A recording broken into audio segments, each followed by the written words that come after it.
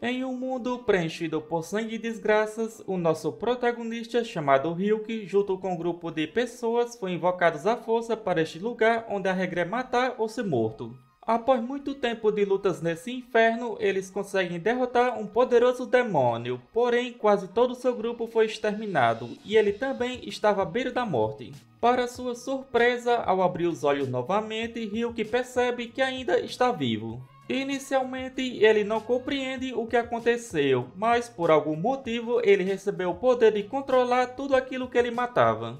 Após um bom tempo nesse mundo, ele se tornou o rei dos necromantes, enquanto seu irmão retornou para a Terra. Porém, um dia ele acaba descobrindo que seu irmão foi morto, e foi aí que ele decidiu retornar para a Terra e se vingar. Esta é a parte 10. Caso ainda não tenha visto as partes anteriores, deixarei uma playlist abaixo para vocês. Agora continuaremos de onde paramos. O nosso protagonista, após eliminar o vice-mestre da Guilda Gárgua, usa sua habilidade para ver as memórias dele e assim descobre bastante coisa sobre a traição do seu irmão. Pouco tempo depois, vários outros caçadores aparecem, que seriam os donos das casas que Ryuki destruiu. Um dos caçadores, bastante irritado, questiona como ele ousa destruir o precioso apartamento de outra pessoa e transformá-lo em pó, afirmando que vai garantir que sua cabeça tenha o mesmo destino. Em seguida, uma mulher chamada Soyun usa sua habilidade e traz o diretor administrativo até perto dela e pergunta como ele vai assumir a responsabilidade por tudo isso. O diretor responde que não foi ele quem destruiu tudo e pede para o colocar no chão para que possam conversar. Soyun diz que então o diretor não é responsável e afirma que vai colocá-lo no chão. Em seguida, ela o lança no chão com tudo, o dizimando. Após isso, ela se aproxima de Ryuki e pergunta como ele se sente ao se tornar subordinado dela. Um dos caçadores questiona o porquê ela de repente está tentando explorá-lo, a chamando de velha maluca. Irritada, Soyun fala para todos calarem a boca se não quiserem morrer. Outro se irrita e afirma que eles também são residentes nesta área, pedindo para ela não se atrever a falar assim com eles só porque assistiram até agora. Outro caçador diz que aquele necromante transformou todas as suas casas em pó e questiona o que diabos ela estava falando, argumentando que eliminá-lo nem sequer os deixaria empatados. Em seguida, Soyun joga uma enorme pedra em direção aos caçadores, e após isso usa seu poder para levantar bem alto o caçador que estava falando, junta todas as pedras e o acerta em cheio. Devido a isso, outro fica bastante irritado e lança um poder nela, porém nada adianta, devido à sua habilidade, Soyun bloqueia esse ataque sem dificuldade. Outro caçador pergunta se isso era magia de gravidade, afirmando que não sabia que tinham um mago desse nível nessa área. Outro pergunta se ela não parece familiar. Um deles diz que aquela mulher foi a pessoa que lutou junto com Kang Min, sendo a esposa do imperador mágico do Jae, chamada Soyun. Ela diz para todos que, em vez de perturbá-la, deveriam sair deste lugar. Um dos caçadores questiona se ela estava dizendo que vai enfrentar esse necromante sozinha em uma situação dessas. Ela pergunta quem disse isso, afirmando que acabou de fazer uma oferta para ele ficar sob a sua proteção.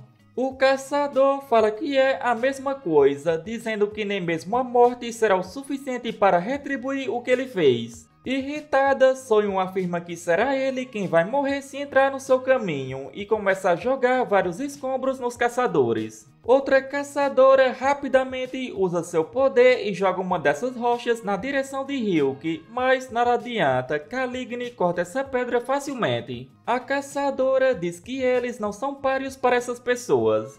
Após isso, Soyun se aproxima de Ryuki. Ele pensa que a única coisa que conseguiu encontrar sobre ela foi uma breve lembrança do vice-mestre, onde ela estava conversando brevemente com Kang Min. Um pouco no passado, Soyun fala que já disse que não. Kang Min diz que é possível se ela o ajudar e pede para ter algum bom senso, afirmando que este se tornou um mundo onde não é possível diferenciar quem é criminoso e quem é normal. E também diz que não é diferente do mundo em que ele estava, isso não é diferente do inferno e tem que continuar morando neste lugar, e para isso precisa do poder de alguém como ela. Ryuki pensa que essa é toda a memória contida.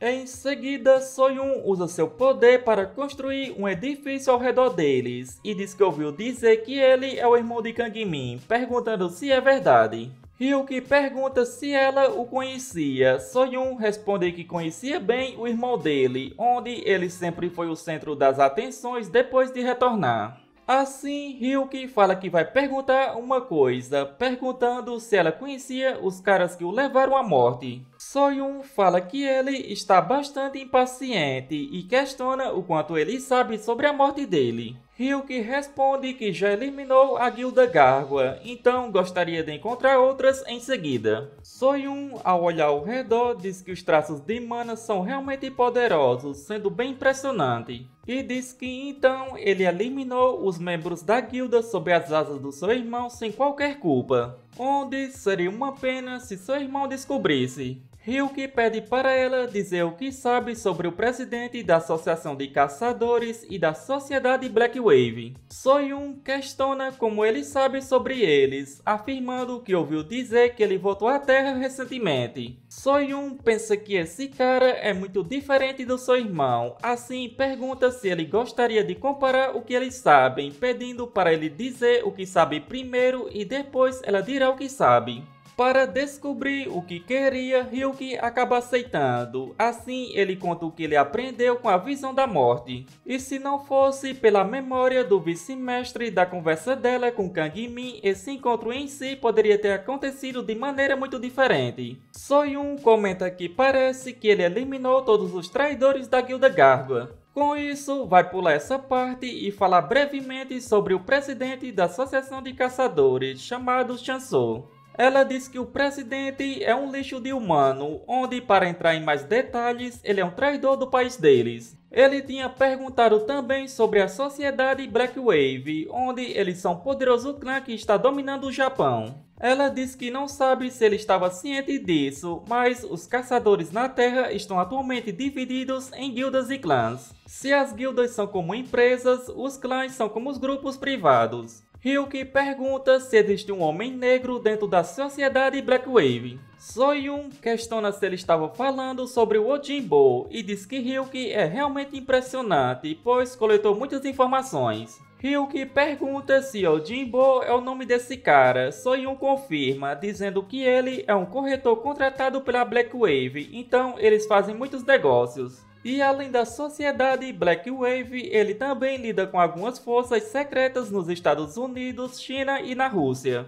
Ryuki pergunta qual a relação entre ele e Chanso. Ela responde que Ojimbo realiza muitos trabalhos discretos no país antes de Kang-min retornar, e o presidente é apenas um fantoche dele. Assim que Kang-min descobriu isso, ele considerou a Associação de Caçadores um inimigo, mas Chanso teve a ajuda de Ojimbo e suas conexões, enquanto Kang-min não. Então havia um limite para o que Kang-min poderia fazer sozinho.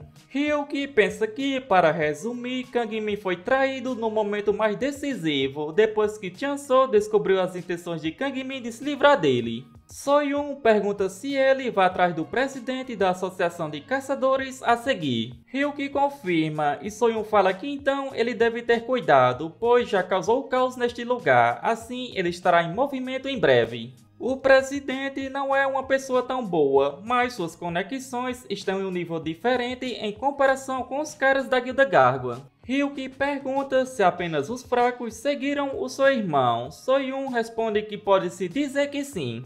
Onde a Guilda Gárgua estava no topo por causa do seu irmão, não porque seus subordinados fossem superiores, mas eles ainda eram bastante habilidosos e de grande tamanho. Assim, as outras guildas e clãs não podiam fazer muito. Ela também diz que se ele quiser saber mais sobre quem é aliado do Chanso, pode querer ver uma coisa. E então ela joga para ele, para sua surpresa era um Margote. Esse é um totem de ocorrência natural, com o propósito principal de serem artefatos de magos, que podem ser encontrados dentro de Hela. Embora fossem considerados totens, também têm uma vida semelhante às plantas. Sua textura se assemelha a ossos cinzentos contendo inscrições que parecem escritas com sangue. Margotes permitem que o usuário deixe uma mensagem e use magia para disfarçar seu conteúdo. para que assim qualquer pessoa que veja a mensagem não a compreenda, sendo apenas a pessoa para quem a mensagem foi deixada capaz de vê-la.